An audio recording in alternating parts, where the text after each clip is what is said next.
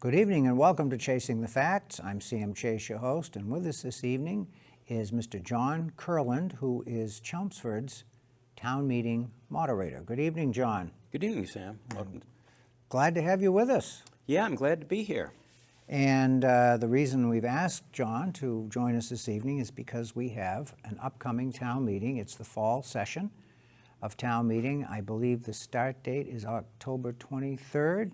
Is that correct? 16th, I think. Oh, is it the 16th? Yeah. Well, Sure. Normally, folks, I get the name of the guest wrong. This time I got the date wrong. That's all right. I thought it was the 23rd. Well, No, October 16th. It is the Definitely. 16th. You know, well, I'll tell you, I think that's maybe the third or fourth time I've made that mistake because the 16th is, in my memory, very early.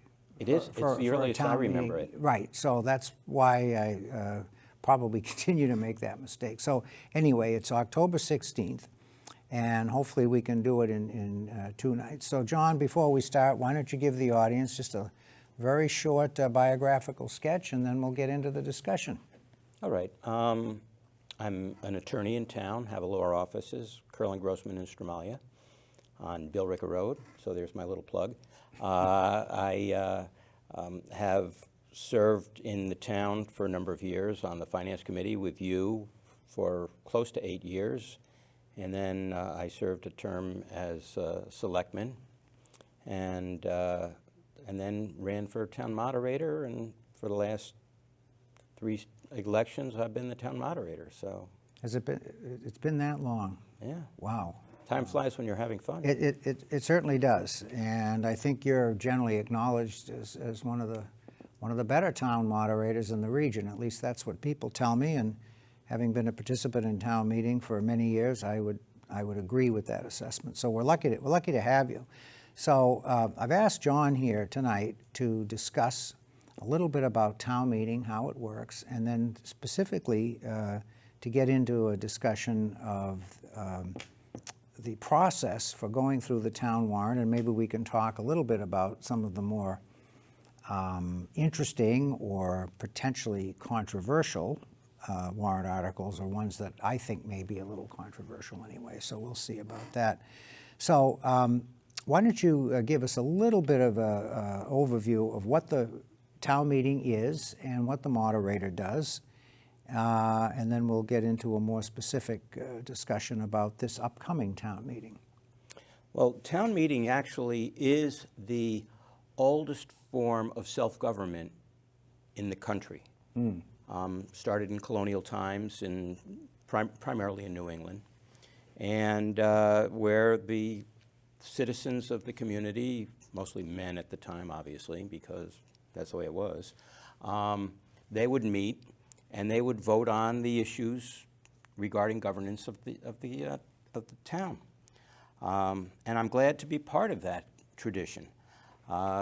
In Chelmsford, we have what's called representative town meeting, in which people vote for their town meeting representatives. And By precinct. Right, by precinct. We've got 11 precincts, and they each vote every year, and each town meeting rep has a 3-year term, unless there's a census, and we won't get into that. But you know, it's really important for people to step up and serve as town meeting reps.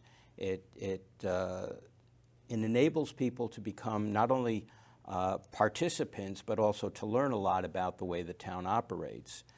There's a lot of misunderstanding, and there's a lot of you know, things that are said that aren't necessarily accurate, but the people who are in town meeting know better than anybody else, other than, you know, the select board or the finance committee or the, you know, the administration.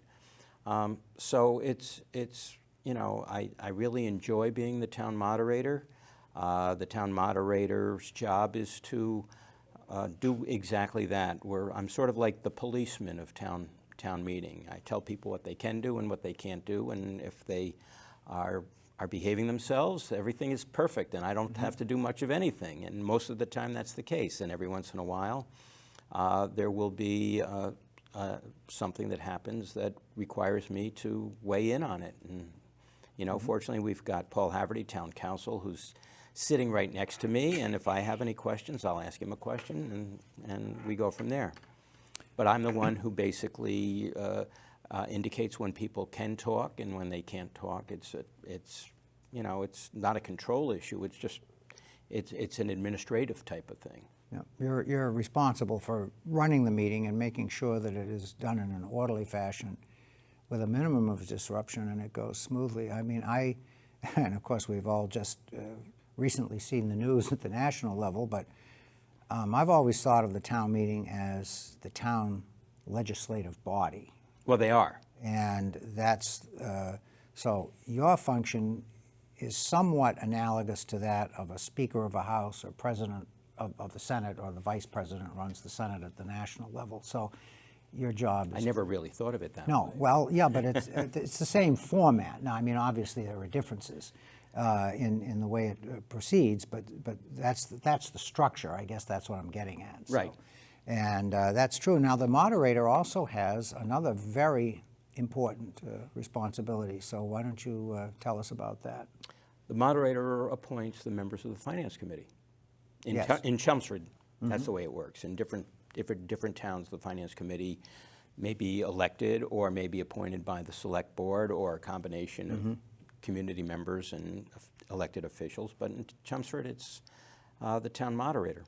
And it's a seven-person board. Right. And three-year terms. Correct. So, now, if a town meeting rep is elected, it's a 3-year term, and normally.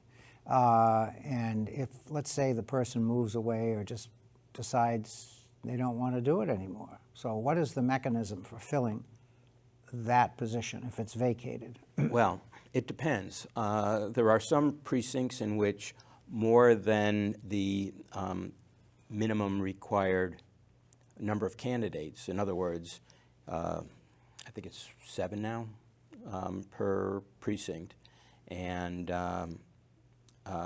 if that number, if there's 10 people running and there's a vacancy in that precinct, what the town clerk would do was they would go to the person who got the 8th highest amount of votes. Okay.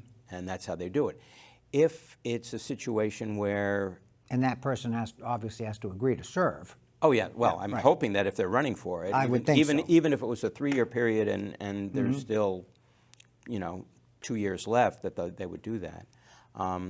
If there are not enough candidates, then they put out feelers and say, is anybody interested in serving? And then that precinct would vote to approve that particular candidate to become a town meeting rep.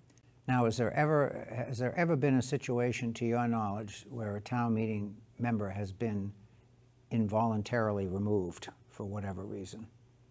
And if not, is there even a mechanism to do that? I am not aware of that ever happening. I mean, neither removed from their status as a town meeting representative, Correct. nor actually removed from, at least in Chelmsford, being removed from a particular session of town meeting.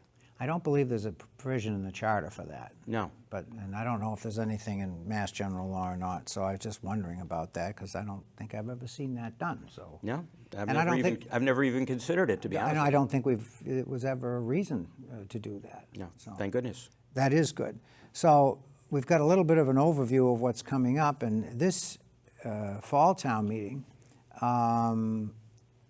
primarily focuses on a number of housekeeping issues, they might be classified, and some zoning issues, and some infrastructure issues. Usually in the spring, and you jump in here if I say anything wrong, usually in the spring it's budget focused.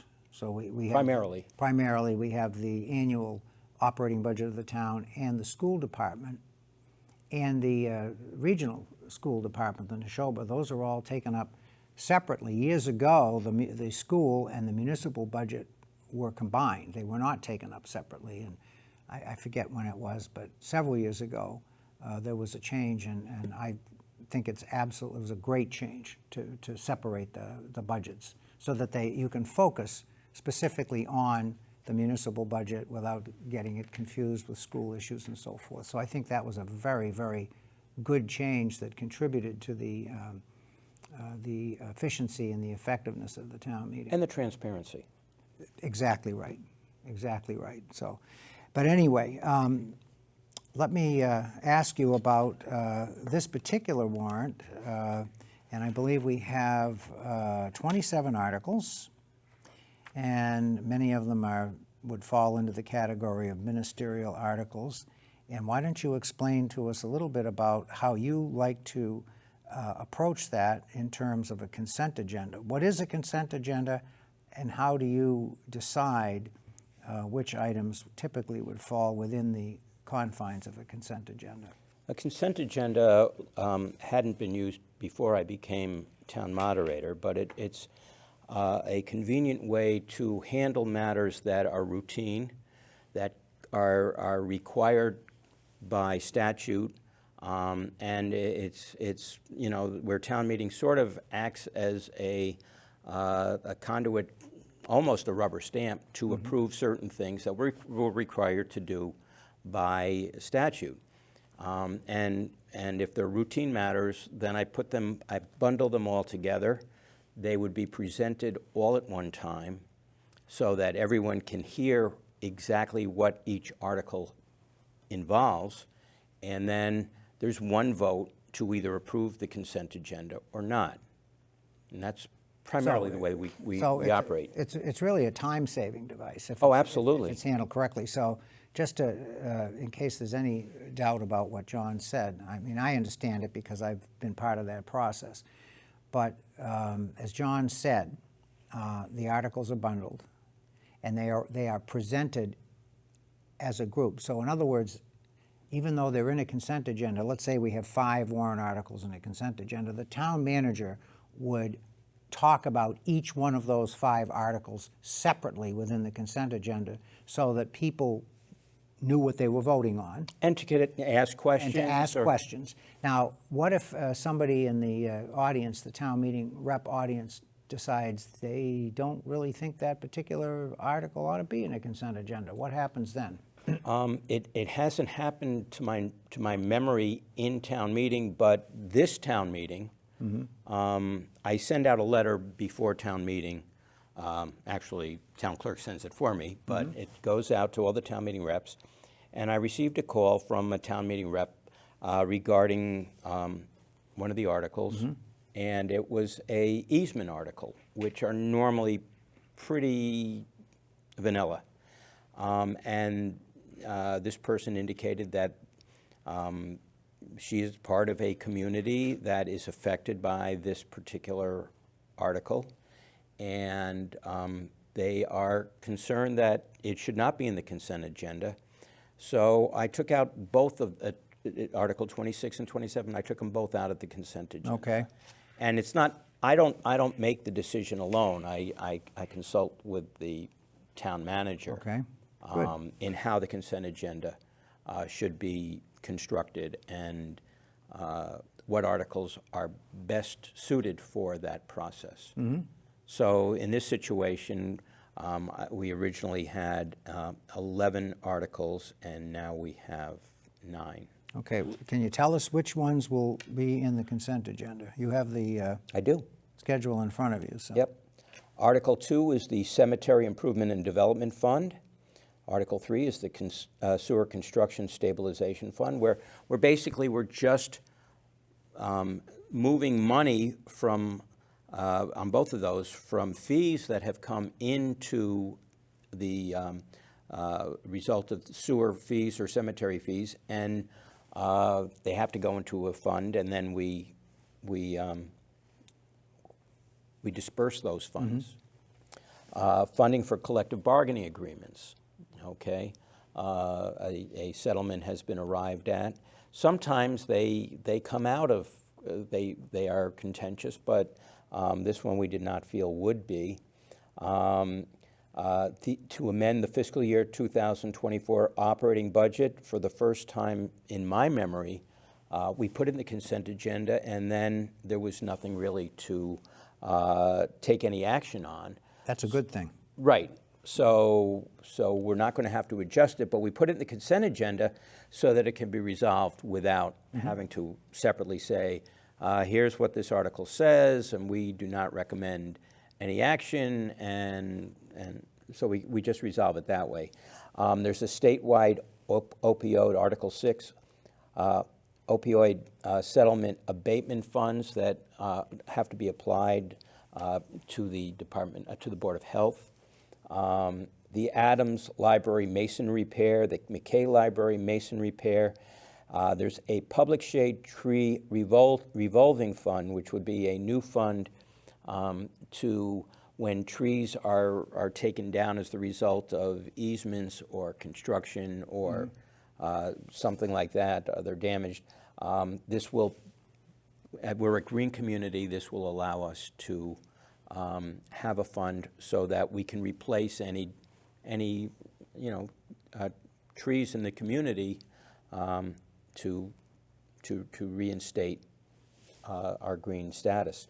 And the final one is the vault shelving for archived records, where we're going to be basically just approving money to have a vault to archive, where our archived records are safely stored so that they are preserved and that they're free from excessive moisture or heat or water damage. Yeah, a lot of the, we have records going back hundreds of years, and a lot of, obviously they're in paper. Right. And they need a special... no papyrus? No? No, I don't think We're so. old, but we're not that yeah, old. We're not that old. I think, and of course, obviously, old paper records like that need a specialized environment and a secure environment for proper storage. That's all very good, and I hopefully the consent agenda goes as planned. I can't imagine anybody wanting to take any of those articles that you mentioned out and treat them separately, but you never know. We have Well, if they do, 165 members of the town meeting, and Right. typically at least 140 show up, so that's a lot of different opinions and ways of looking at things, so it could happen, absolutely. Let's talk a little bit about a few of the articles, and this is strictly my opinion and a little bit of a judgment call on focusing on these, and I'm basing my opinion a little bit on the actions that have been taken by the Planning Board, the Finance Committee, and the Board of Selectmen, because part of the process, as we know, is certainly the Select Board and the Finance Committee are supposed to make recommendations on these articles. They make a recommendation whether they think the town meeting should approve the article or reject the article.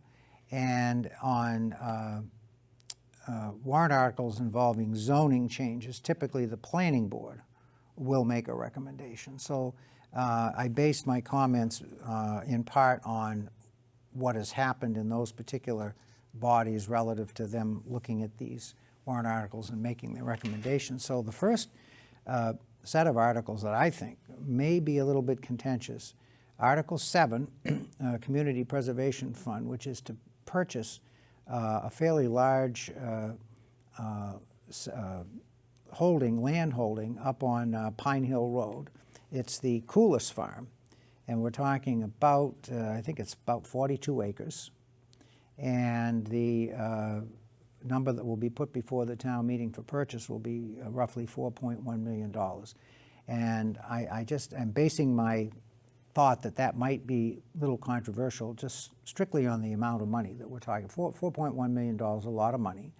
It's backed by the CPC, Community Preservation Fund, but it will be necessary for the town, if we go forward with this, it'll be necessary for the town to do borrowing. So this could be a little bit controversial. So I think it's a good idea. The Select Board voted unanimously to recommend approval. The Finance Committee voted unanimously to recommend approval, and I hope the town meeting does that. Do you have any? And I know you as moderator, you can't take a position. I have no position on anything. But what is your sense that might be an article that will be discussed? Well, I suspect that there'll be discussion. I think that the real issue is whether or not the town wants to continue to embrace acquiring open space because the constant complaint that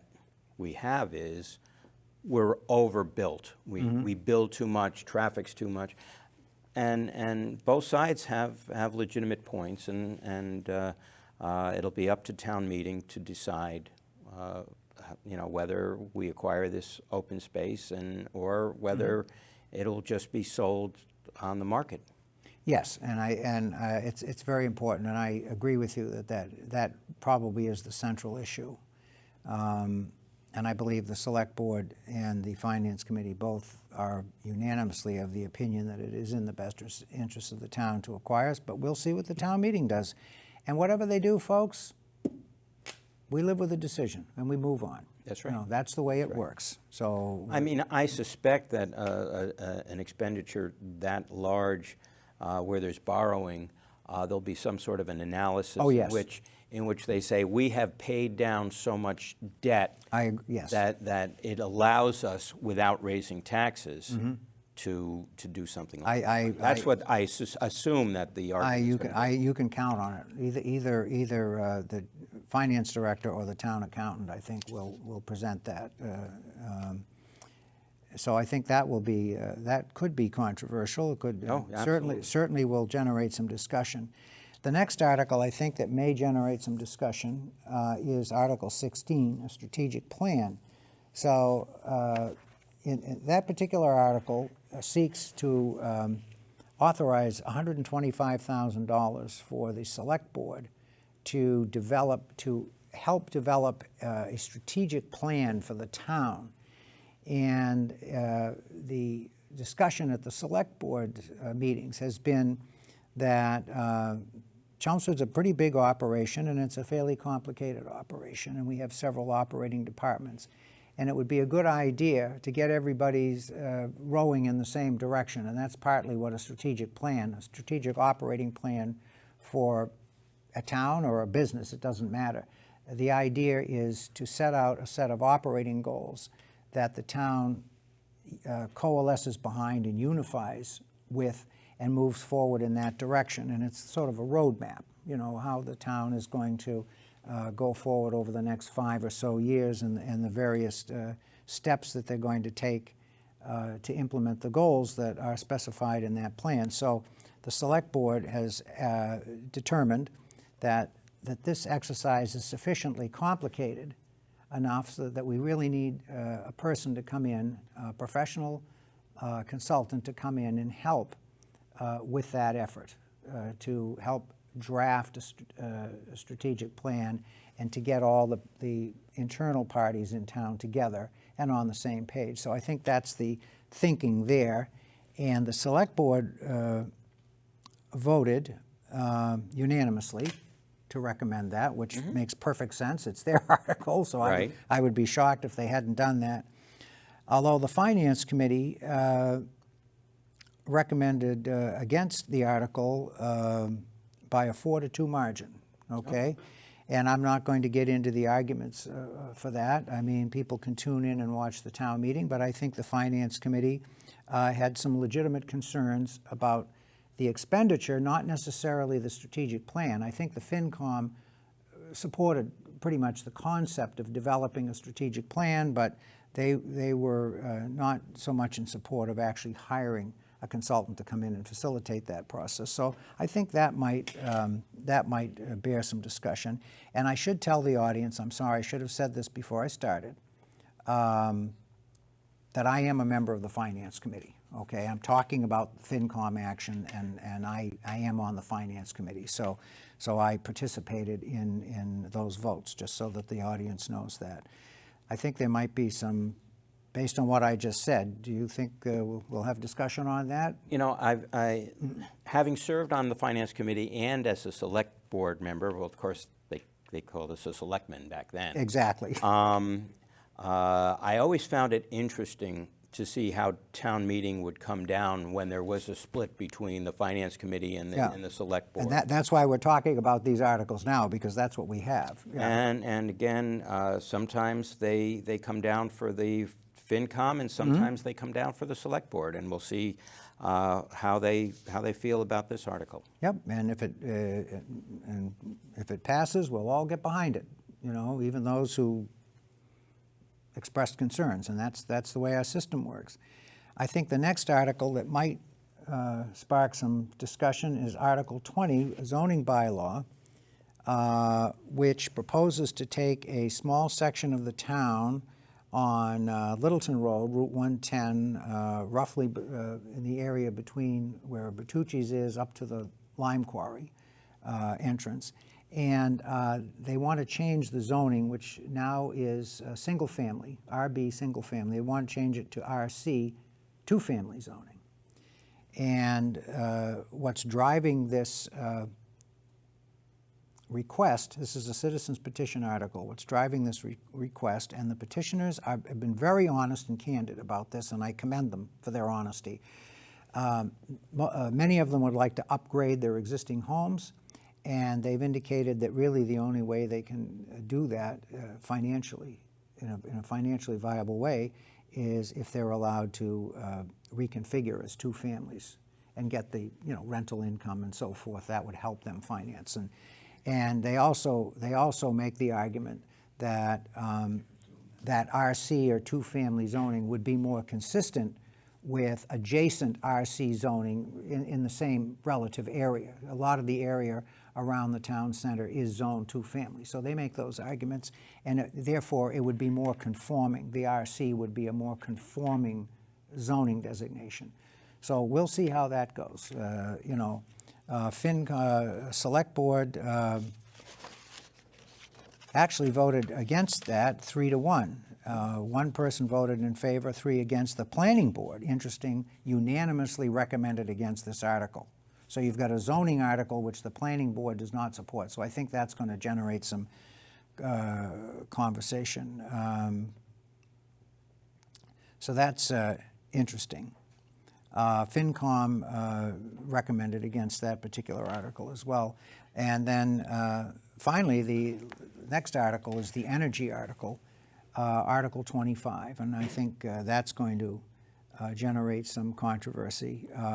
Select Board voted 3 in favor to recommend, 1 to not recommend, and the FinCom was 3 votes not to recommend and 3 abstentions. Oh, wow. So I think the FinCom will probably get questioned, at least on that article, although the reasoning will be in the FinCom warrant book. So you really, if you read the book, you probably don't have to ask the question, but I'm sure the question will be asked anyway. So I think that could also be an article that would take quite a bit of discussion, I think. When the town manager and I were talking about the duration of town meeting, that was the one article that we thought might take the most time. I agree with you. I think that's right. I think that's right. I mean, there are a lot of issues involved in that article, and many of those issues are philosophical and emotional, and I think that will drive some of the discussion. So I think, did we say it at the beginning of the conversation? Did I ask you for a prediction on how long this? You have not. Okay, so I'm going to ask you for a prediction. The town manager is saying 3 nights. Is he really? Oh yeah. Wow. And which is and now that's with the consent agenda, folks. Yeah, really. Yeah. About a third of the articles Wow. will be on consent agenda. That gives me a challenge to try to wrap it up in 2. But if the town meeting reps want to discuss it, I will let them discuss it. Absolutely. Until we get to the point where they're just rehashing the same thing over and over and over and over again. Obviously, that's where I sort of. That's where you step in and you do your moderator thing, and you're very, very good at it. I think you give people tremendous latitude, but again, when you've heard the third person get up and say the same thing, it's probably time to bring the curtain down. Well, at that point, most people have made up their mind. John, the half hour has gone fast, and I thank you very much for this wonderful explanation, and we're going to see you and other folks at town meeting. So thank you very much, and we'll see everybody in a week or so on Chasing the Facts.